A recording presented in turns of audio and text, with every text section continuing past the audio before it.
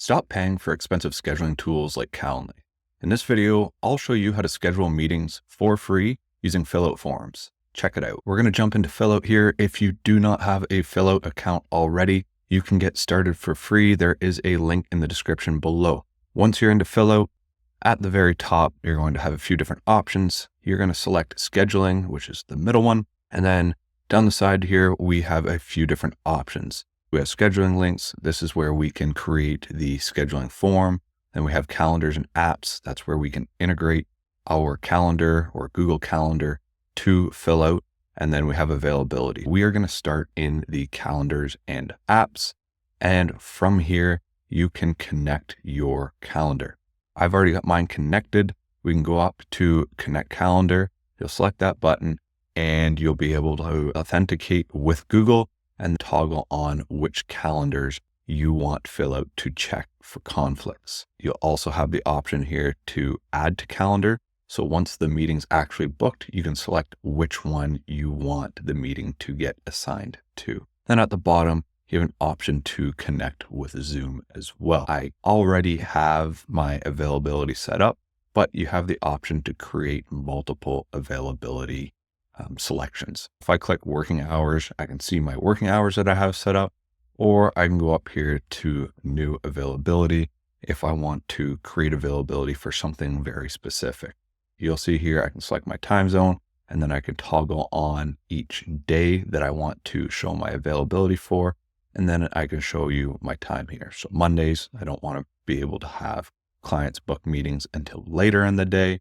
And then for the rest of the week, I have 9 a.m. available. Also, if you want, let's say you take a lunch break, you could go from 9 a.m. until noon, and then you could toggle on this or click this little plus icon, and you could select from 1 till 5 p.m. So then that way it will automatically block out 12 till 1 for you. Once you have your calendar connected and your availability set up, we can go back into scheduling links. And from here, we can schedule or create a new scheduling form.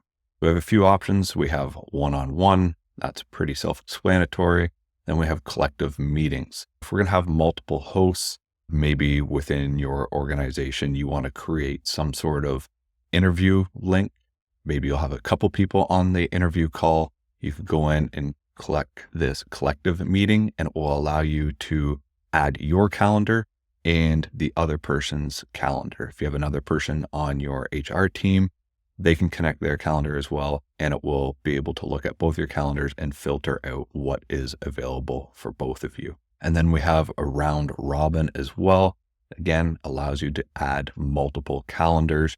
And then that way, when someone schedules a call, it will just go through each person's calendar and it will add the person next in line. One-on-one, really simple. We'll go into here, who will be hosting the meeting. I'll just select my name for now. We can do select host, the meeting title. You can label this whatever you want.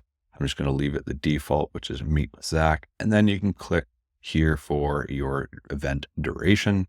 There's a few options pre-built for you, or you can do something custom. I'll just leave it as 30 minutes. And then the meeting location, by default, it brings in the Google Meet option, which is what I would go with. But you can have an in-person, invitee phone, organizer phone, Zoom, and a custom option here as well. I'm just going to leave it as Google Meet. That way, when the person books, it will automatically create a Google Meet link for us and add that to both of our calendars. So if we go in here, click create, I'll leave it as 30-minute meeting for the name, and I'll hit continue. This is going to look fairly familiar to everyone. It's just your basic calendar here. And then here are the dates that are able to be selected to book a meeting for. And then on the left is our schedule settings. So the event type, this is just one-on-one. If I needed to, I could come in here and change the event duration, meeting location, all the things that we've already just looked at. Then we can go down to availability. Again, we can change if you wanted to create a separate availability schedule, like I just showed you, you could select the one that you want assigned to this specific calendar. And then you can limit the future bookings by date range. Maybe we only want to allow people to book 10 days out. You can set that. Minimum notice. So this is basically so that people can't book within an hour, or in this case, 4 hours. So you can change the minimum notice. You go 12 or 24 hours here, and it will block that out.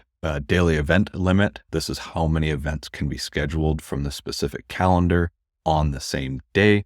If it's something that's open to clients, maybe you only want 3 or 4 people to be able to book on the same day. You could change that here. And then buffer time. This is something I like to take advantage of for both before and after events. I don't want people to be able to book back-to-back events without a little bit of time to be able to either A, prepare for the meeting, or B, to be able to make some notes after the meeting to be able to jump to your next call or whatever it is that you have to do. I like to come in here and choose 15 minutes before, 15 minutes after, just to give a little bit of space. The next option, we can go into display. We're able to add a description if we want. We can see that the description gets added here. The booking button text, I'm just going to leave this default. You can see it's grayed out here as schedule event. You could change it to book a call or something else entirely. You can customize your share link. And then if we go into notifications, we can customize this as well. So we can send out an automated reminder to the invitee. You can even edit the email here as well. And then there's some general notifications. So if I go into edit, I can change the settings to be able to just generally send myself a notification or other people as well. And then if we get into the advanced settings, there's this pre-fill fields option. I'll show you what that is in a moment.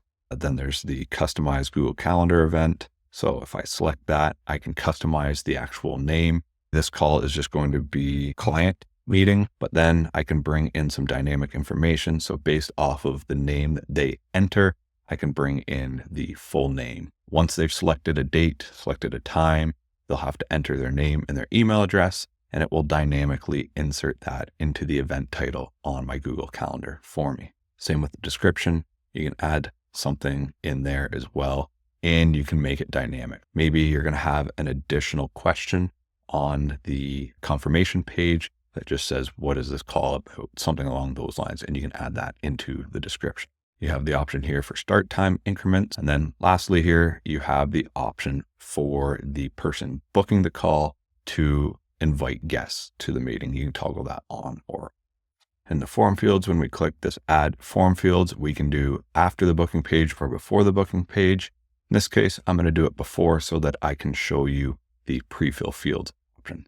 So if we click add page, we'll just leave it as page here, and we can bring in the short answer and email input. And if we want, we can bring in a long text as well, or long answer in this case. Full name, email's fine. And how can we help? And we're going to make all of these required. They're going to hit the settings here, and we'll add required, email is required, and how can we help is going to be required.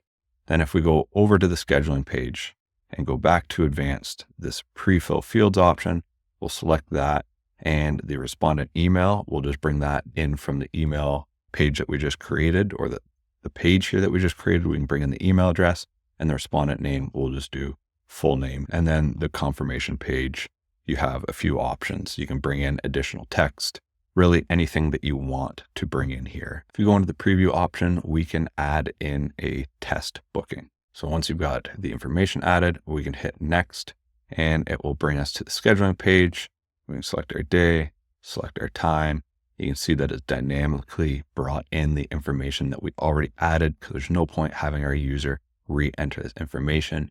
And if schedule event is clicked, then it will be added to the calendar, and depending on your settings, the notifications and reminders will be sent out. I'm going to exit this preview. I'm going to go into schedule here, and I'm going to go up to this collective meeting.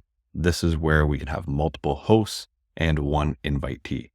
From the collective meeting, I can go down to this organizer and hosts. I'm the meeting organizer. I can also select who else will join. This will require the other person within your organization to have a FIllout account as well and have their calendar connected.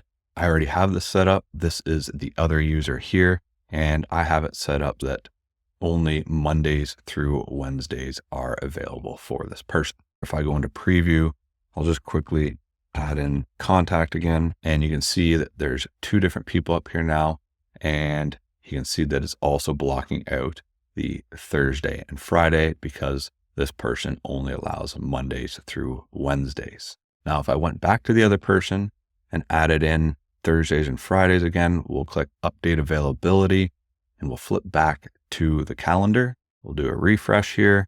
I'll just hit continue. We can see that Thursday and Friday is now available. So it's taking into account both of these connected users' availability. Like all FIllout forms, you can add additional pages. You can add in page logic as well to direct people to different places depending on the inputs they have provided. However, I'm just going to demonstrate the scheduling aspect of FIllout forms for today. That's it for today's video. I hope you enjoyed it. Make sure you hit that subscribe button so you get more tutorials in the future.